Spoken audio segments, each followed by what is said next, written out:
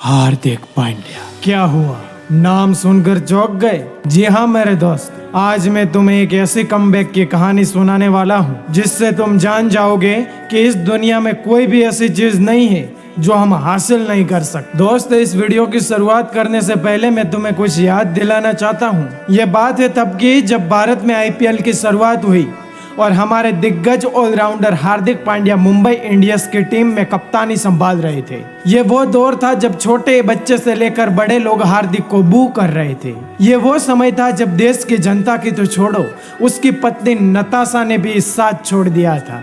ये वो समय था जब 6 महीनों तक हार्दिक को उसके समय ने भी साथ नहीं दिया था। लेकिन हार्दिक तब भी चुप रहा और उसने अभी एक बयान में क्या कहा पता है? उसने कहा कि तब मैं चुप रहा क्योंकि मैं मेरे जवाब से नहीं लेकिन मैं मेरे खेल से जवाब देना चाहता था, और उसने दिया भी।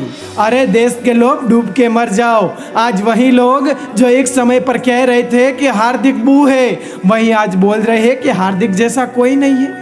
अरे थू है आप पर, जब तुमने उसके खराब समय में उसका साथ नहीं दिया तो तुम्हारा कोई अधिकार नहीं है कि तुम उसके अच्छे समय में साथ दो। वो तुम्हारे साथ के बिना भी खेला और सबको चुप भी किया। वो वही स्टेडियम था वानखेड़े का जिसमें हार्दिक को बू किया गया था, और आज वही स्टेडियम है जहां लोग हार्दिक हार्दिक हार्दिक कर रहे हैं। एक बात सोचकर देखो कि अगर हार्दिक ने उस वक्त लोगों के बू को सुनकर हिम्मत हार ली होती तो क्या आज वो इस मुकाम पर होता? नहीं, उसने अपने अंदर की आग को बुझने नहीं दिया।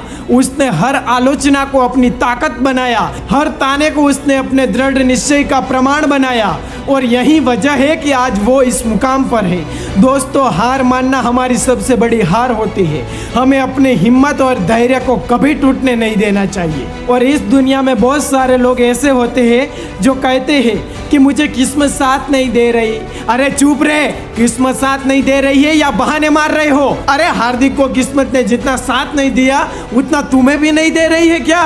किस्मत उन्हीं का साथ देती है जो मेहनत करते हैं। किस्मत उन्हीं का साथ देती है जो अपने सपनों के पीछे भागते हैं, जो हार मानने से इनकार करते हैं। हार्दिक ने किस्मत की परवाह नहीं की, उसने मेहनत की, उसने पसीना बहाया, उसने अपने हर दिन को बेहतर बनाने की कोशिश की, और आज किस्मत भी उसकी मुट्ठी में है। और कुछ लोग ऐसे होते हैं जो कहते हैं कि मुझे बहुत सारे लोगों के ताने सुनने पड़ते हैं। तो एक बात बताओ मुझे कि तुम्हें कितने लोग ताने देते हैं? तुम्हारे घर के आसपास वाले ही, वरना मोहल्ले के लोग? अब सुनो मेरी बात, हार्दिक को करोड़ों लोग बू बू कर रहे थे, फिर भी वो अपने लक्ष्य से पीछे नहीं हटा। उसने अपने लक्ष्य को कभी नहीं छोड़ा, उसने अपने सपनों को कभी नहीं छोड़ा, और यही उसकी जीत की कहानी है।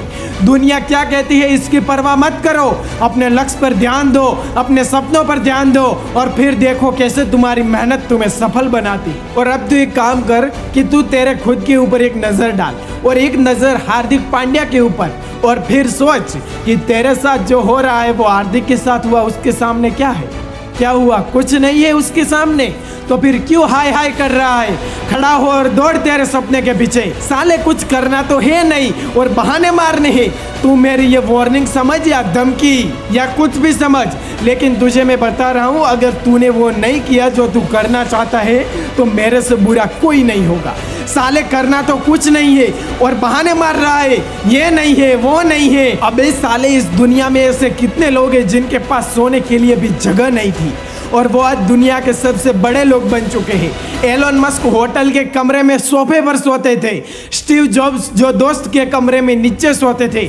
अबे साले, ऐसे तो कितने उदाहरण दूं मैं तुझे। अगर और उदाहरण सुनना चाहता है तो मेरे आई कार्ड में जो वीडियो है वो देख लेना। अब बस बहुत हुआ, अब तो समझ जा और घर के हालात सुधार ले। तेरे बाप ने और माँ ने तो कैसे भी करके दिन निकाल लिए, लेकिन तू नहीं निकल पाएगा क्योंकि तू आज की जनरेशन का है और वो पुराने लोग हैं। उनके अंदर संयम और धैर्य थी, लेकिन तेरे अंदर वो नहीं है। इसीलिए उनके जीते जी जो करना है वो कर ले, वरना एक दिन तो ये सब बातें याद करके रोएगा और तेरे पास पछतावे के अलावा कोई चीज नहीं होगी। मेरे दोस्त, अब भी तेरे पास समय है, खड़ा हो जा। मैं तुझे कह रहा हूँ कि कभी भी अकेला महसूस करे तो तेरा भाई जिंदा है, बेझिझक होके कांटेक्ट करना। मैं तुझे दूंगा हिम्मत तेरे साथ इस वक्त, भले ही कोई ना हो लेकिन मैं तेरे साथ हूँ। तू बस खड़ा हो और तेरे रास्ते में कदम रख। और ये बातें सिर्फ बड़े लोगों के लिए नहीं है, जो लोग स्टडी कर रहे हैं उनको भी लागू होती है, ठीक है ना। एक बात मेरी सुन ले भाई,